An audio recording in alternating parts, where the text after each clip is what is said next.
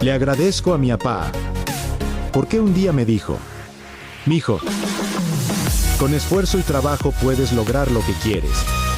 Pues aquí estamos, echándole ganas, porque los sueños se cumplen trabajando. Ánimo siempre.